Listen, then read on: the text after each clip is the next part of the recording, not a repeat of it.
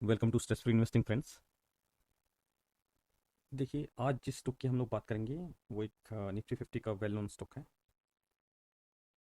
TCS, Tata consultancy services.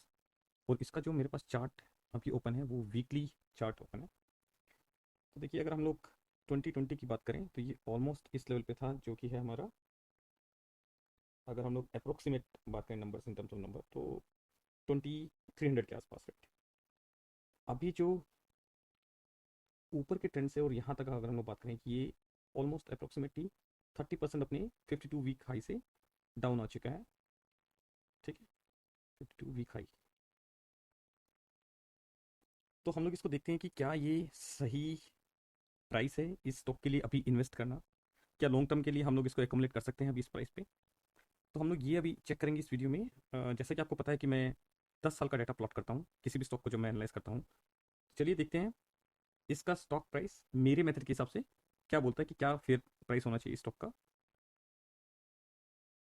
तो देखिए, यहाँ पे आपके पास ये मैंने प्लॉट कर रखा है इसका पूरा डाटा।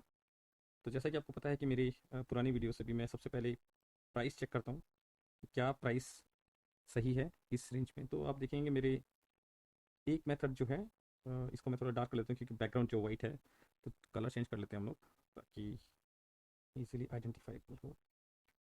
तो जो एक प्राइस है वो है 2900 के आसपास, और दूसरा मेथड बोलता है कि मिड रेंज में 2300। तो इन दोनों के बीच में शायद एकोमोडेट आप कहीं पे कर सकते हैं।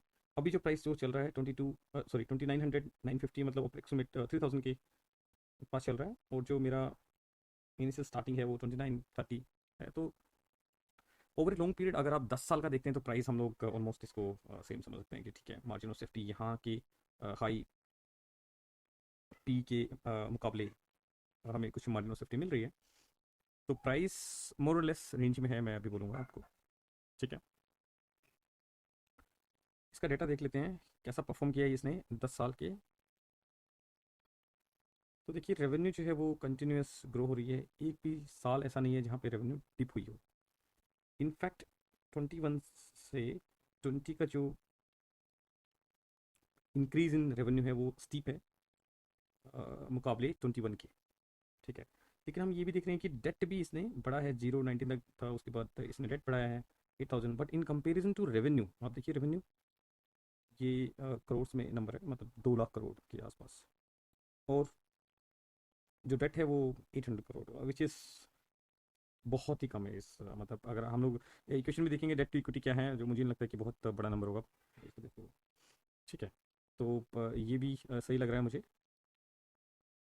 अब हम लोग आ जाते हैं एनालाइज करने के लिए इसकी आरओई।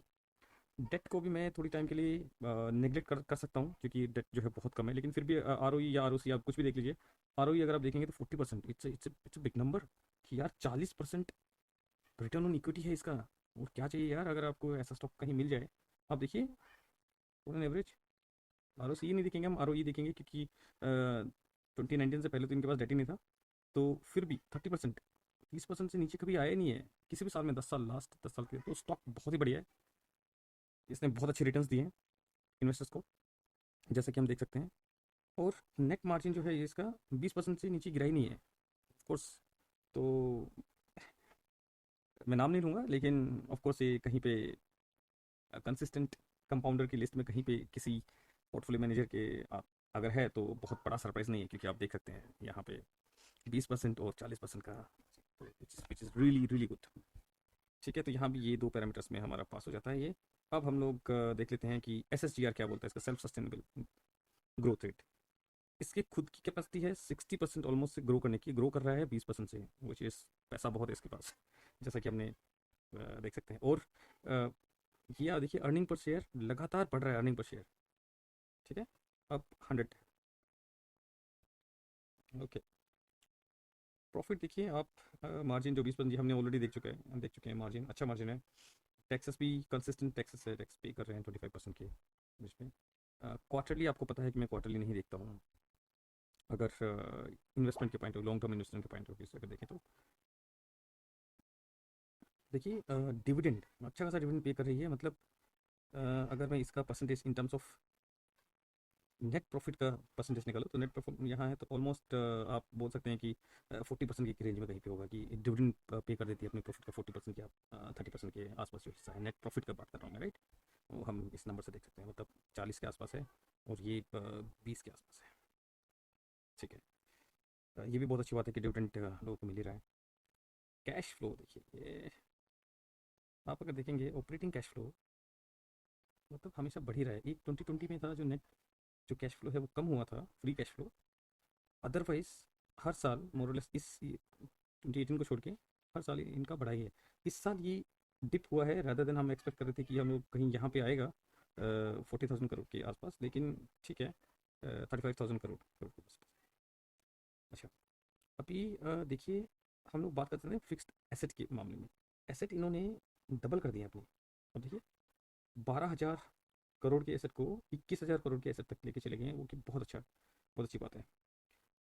और रिसीवेबल डेज भी इन्होंने 70 से 60 पे आ गए हैं, तो कंसिस्टेंट अगर आप देखेंगे तो एफिशिएंसी, ऑपरेशनल एफिशिएंसी बढ़ी है, पैसा जल्दी आ रहा है कंपनी के पास और रिलेटिवली पहले के मुकाबले, जो कि अच्छी बात है किसी भी कंपनी के लिए। देखिए ईपीएस कंटिन्यूस बढ़ रहा है इसका, रेवेन्यू इसकी बढ़ रही है, जो रिजर्व्स हैं वो एक लेवल पे हैं, मतलब गिर नहीं रहे हैं, मतलब पैसा जो है कंपनी अपने ऑपरेशंस के लिए पैसा जनरेट कर पा रही है सो दैट कि उनको पैसा बर्न नहीं करना पड़े, राइट। तो प्रॉफिट आफ्टर टैक्स इसका बढ़ ही रहा है। डेट जो हमने देखा था वो बहुत ही कम है, जो इसीलिए आपको ये बढ़ा हुआ दिख रहा है, और जो प्राइस है वो of course in terms of this, तो प्राइस आपको दिखेगा नहीं, वो एक स्ट्रेट लाइन दिखेगी आपको बस। यस, तो फ्री कैश फ्लो से ये आपका ग्राफ बनता है। तो आप देखेंगे तो नेट पॉजिटिव है, कैश फ्लो हमने देखा था कि पॉजिटिव ही है, और जो इन्वेस्टिंग है वो बहुत कम है, लेकिन फाइनेंसिंग जो ऑलमोस्ट 30,000 करोड़ पे ये सीएफएफ है, बट नेट पॉजिटिव है, सब कुछ फाइनेंस अपनी करने के बाद भी नेट जो पैसा कंपनी के पास बच ही रहा है, जो हमने देखा है कि वो आपके इक्विटी शेयर्स पे आपके या रिजर्व्स में आपके चला जाएगा, राइट। अच्छा, ये जो एक चीज़ है जो मुझे थोड़ी सी हैरान कर रही है, अगर आप देखेंगे 190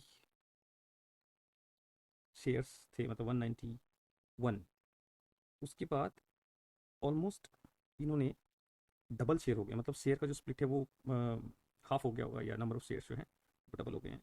तो बाई बैक किया है शायद इन्होंने, इसीलिए 370 से 366 आपका दिख रहा है, जो कि पैसे इन्होंने कुछ बाई बैक के लिए किए होंगे। तो ये एक, अगर मैं इन्वेस्टर के पॉइंट ऑफ व्यू से देखूँ तो थोड़ा सी नेगेटिव बात है। अदरवाइज जिन्होंने यहाँ पे इन्वेस्ट किया है 18 में, ऑफ कोर्स उनके शेयर्स डबल हो गए, उनका प्राइस भी डबल हो गया, बहुत अच्छा हुआ उनके लिए, रिटर्न किया है इस स्टॉक ने।